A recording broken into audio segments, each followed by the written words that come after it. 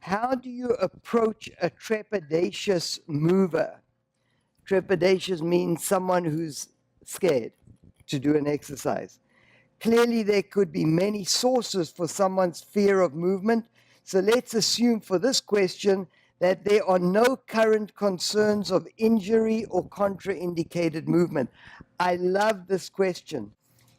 Overcoming this fear is about building trust first in a person's own body and then in you as their teacher, as their guide.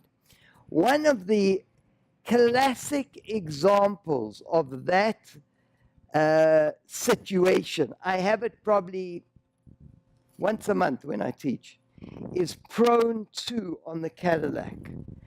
Because people, when they're doing prone to, and Stella, could you focus over here? So if you, for a second, and by the way, Mary and Vicky, you can apply this to the mat work. Same thing, same thing, same thing. What happens to people is they get stuck. And they get stuck because of fear. I've seen it 1,000. Now, I've worked with people where I feel their shoulders cannot handle it. And then I'll tell them straight away, I don't think this exercise is for you.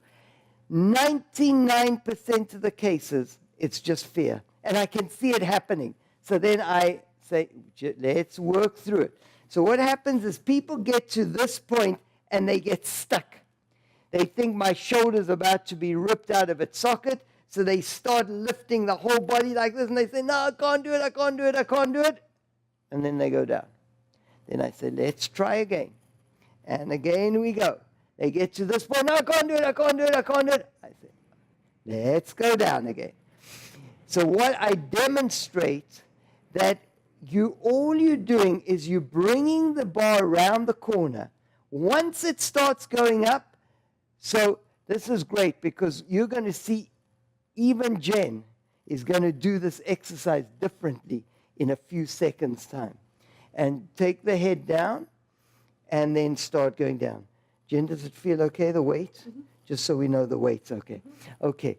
So what Jen did is she brought it overhead and then continued lifting her whole body before she straightened the arms.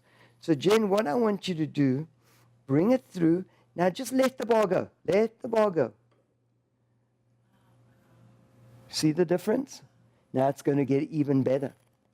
And down you go.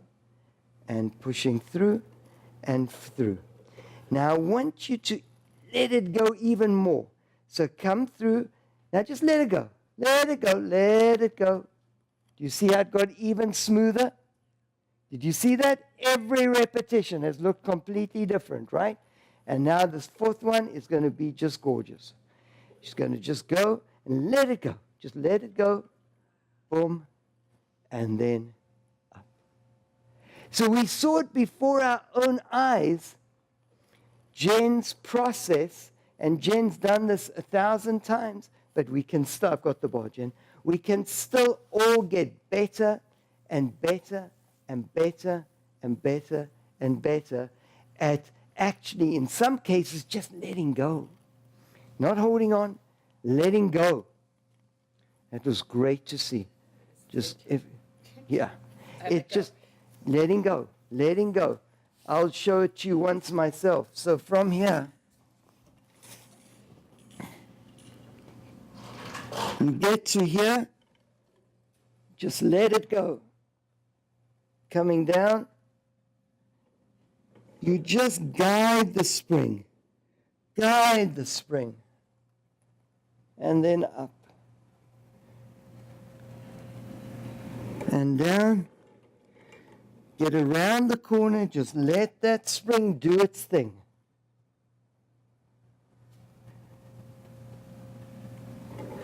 So that was a perfect example. You saw Jen the first time. Didn't get stuck like some people get, but kind of lifted the whole body together. Then she started letting go more, letting go more, and letting go more. And that's what so much of this is about, is not holding tension in the movement. There's two ways to use a spring.